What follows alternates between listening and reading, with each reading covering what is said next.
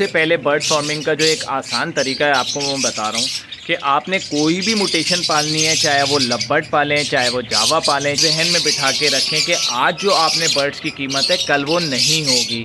और इस तरीके से अपने छेड़ आप आ जाएँ। हर साल आप 5 बंदे इनको ऐड करते रहें, इंशाल्लाह आप अच्छी पोजीशन पे खड़े होंगे, आपके कॉन्टैक्ट्स होंगे और आपको बर्ड सेल करने में कोई प्रॉब्लम नहीं होगी। तो इसी तरह स्टेप बाय स्टेप मल्टीप्लाई करते हुए चलेंगे तो इंशाल्लाह कभी आपको लॉस नहीं होगा और ऐसे परेशान नहीं होंगे जैसा कि आप लोग हैं यार अल्बाइनो क्रीमिनो गिर गया और रेट हो गए और हम लुट गए। इसमें 4 पेयर आपने रोके थे, अब वो हो गए 8 पेयर। 8 पेयर को कैलकुलेट करें तो आपका पहले वाली जो इन्वेस्टमेंट है वो आ रही है।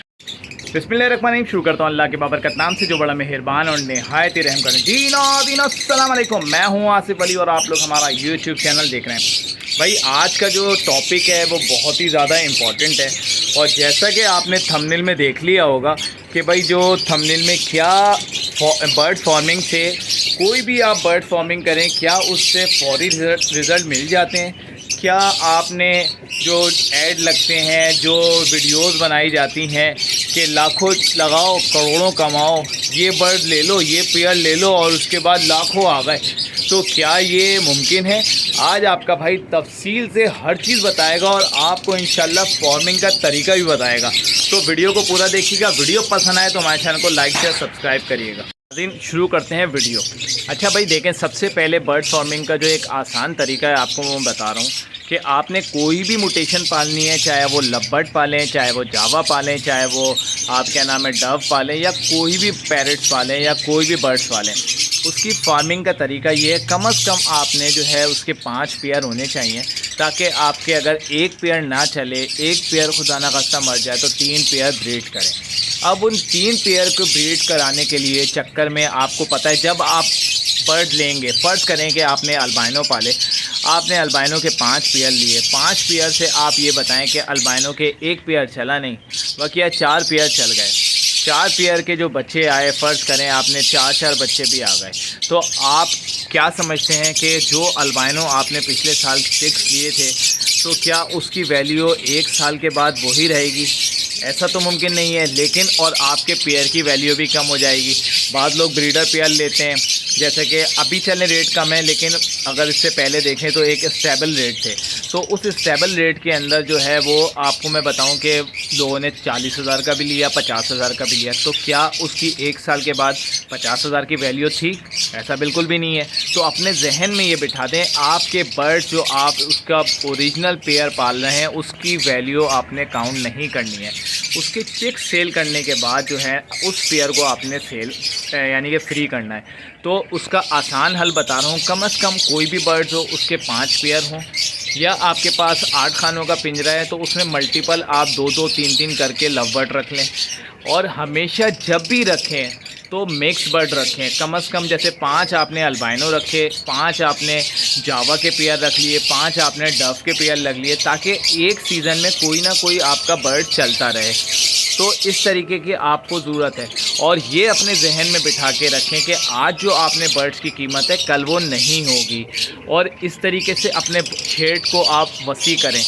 अब फ़र्ज़ करें कि आपने 4 पेयर चले और 4 पेयर से आपके 16 बच्चे आ गए। 16 बच्चों को आपने पूरा सेल नहीं करना है। अगर आपने फ़र्ज़ करें कि 16 बच्चे भी सेल कर दिए, कल को 4 पेयर में से 2 पेयर मर गए तो आपके पास 2 पेयर की वैल्यू रह जाएगी। तो आप बेसिकली जो है ना फिर आपके शेड जो है फ़र्स्ट टाइम जितने आपने इन्वेस्टमेंट की थी उससे डबल आप आपके पास बर्ड्स होने चाहिए ताकि करंट वैल्यू जो इस साल की वैल्यू चल रही होगी तो वो बराबर होगी। तो आपने अपने बर्ड्स की क्वांटिटी को बढ़ाना है, चाहे आप कोई सा भी बर्ड्स पालें।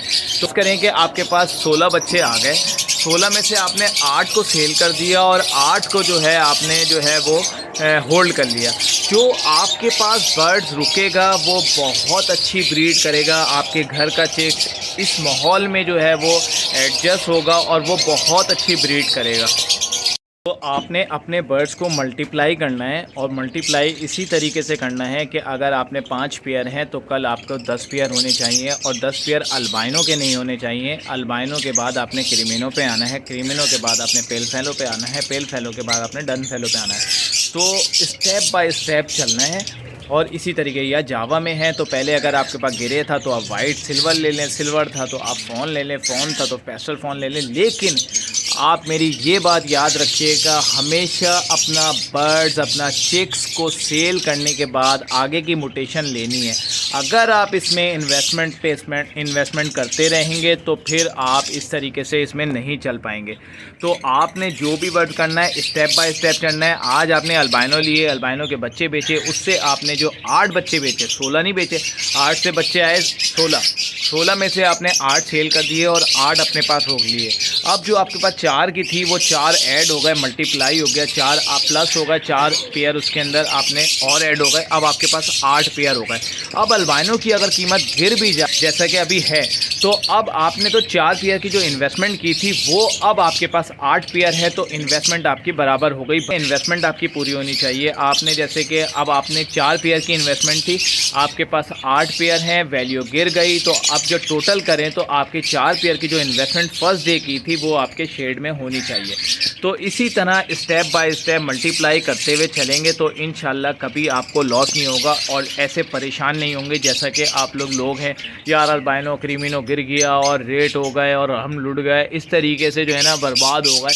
तो मेरे भाई इस तरीके से ना करें, और जो स्टेप बाय स्टेप चलेगा इंशाल्लाह कभी प्रॉब्लम नहीं आएगी। इसी तरीके से और एक चीज़ आपको और बता दूं कि हमेशा एक लवबर्ड जैसे काम कर रहे हैं, लवबर्ड पे नहीं, लवबर्ड के साथ साथ आपने 10 पेयर रखने की जगह आप 10 पेयर रखें, उसके साथ साथ आप जावा रखें, उसके साथ साथ आप डव रखें, और जो भी अच्छा कमर्शियल बर्ड्स है आप वो साथ रखें, ताकि आज अभी ये बर्ड चल रहा है, हमेशा एक जैसी वैल्यू नहीं रहती, अप डाउन आता रहता है। अगर आप स्टेप बाय स्टेप इसी तरीके से चलेंगे तो इंशाल्लाह कभी आपको प्रॉब्लम नहीं होगी। दूसरी बात ये कि आपने सबसे अहम टॉपिक है, ये सबसे अहम बात आपको बताने जा रहा हूँ, अगर आपने इस पे अमल किया इंशाल्लाह तो आप ये देखेंगे कि आपको कोई प्रॉब्लम ही नहीं होगी। साल में सिर्फ आपने हर सीज़न के अंदर 5 से 6 लोग नए ऐड करने हैं इस हॉबी के अंदर। इस हॉबी की खूबसूरती है, इसी तरीके से ये एग्रीकल्चर चलता रहेगा। आपने डिपेंड नहीं करना मेरा बर्ड कैसे बिकेगा, आपने जो है इसको ऐड लगाने हैं, आपने व्हाट्सएप से लाना है, आपने फेसबुक से लाना है, आपने यूट्यूब से लाना है, आपने जो भी सोशल मीडिया से लेके आना है, आपने नए फैंसियर को ज़रूर लेके आना है इस फील्ड के अंदर। अब जैसे मैं हूँ, मैंने लेके 5 सीज़न, पूरे सीज़न होता है, उस सीज़न के अंदर हमें न्यू फैंसियर 5 से 6 लेके आने हैं। अब हर बंदा इस तरीके से न्यू फैंसियर से लेके आएगा तो उसके लिए प्रॉब्लम आसान हो जाएगी।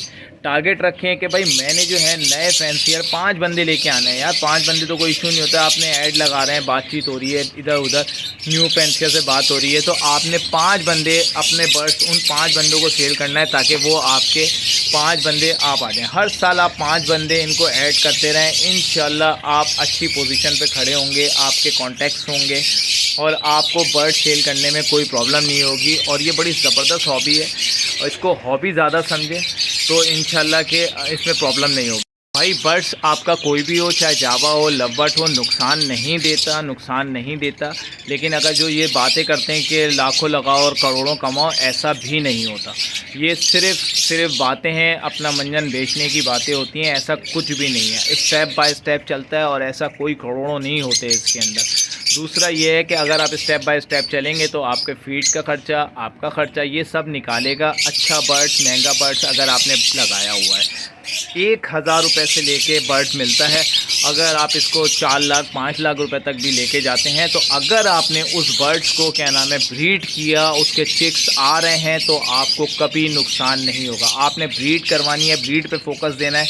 आपने ये नहीं सोचना कि इसके रेट कम हो गए। अगर आपने मल्टीप्लाई करके आपने, जैसे कि मैंने आप पहले भी बताया कि आपके पास 4 पेयर थे, आपने इस सीज़न में 8 पेयर कर लिए, वैल्यू गिर गई। 8 पेयर तो आपने पहले सेल कर चुके हैं, 4 पेयर आपने रोके थे, अब वो हो गए 8 पेयर। 8 पेयर को कैलकुलेट करें तो आपका पहले वाली जो इन्वेस्टमेंट है वो आ रही है। तो उम्मीद करता हूँ कि ये आपको मेरी बात समझ में आ गई होगी। कभी भी ऐसे कैलकुलेटर पे करके कभी भी नहीं जाइएगा, कोई आपको इस तरीके से नहीं मिलेगा कि आपने कैलकुलेटर पे किया इतने पेयर इतने और हो गए करोड़ों रुपए। ऐसा कुछ भी नहीं है। उम्मीद करता हूँ कि वीडियो पसंद आई होगी। वीडियो पसंद आए मेरे चैनल को लाइक शेयर सब्सक्राइब करें। मिलते हैं नेक्स्ट वीडियो में। बहुत ज़्यादा ख्याल रखिएगा। अल्लाह हाफ़िज़।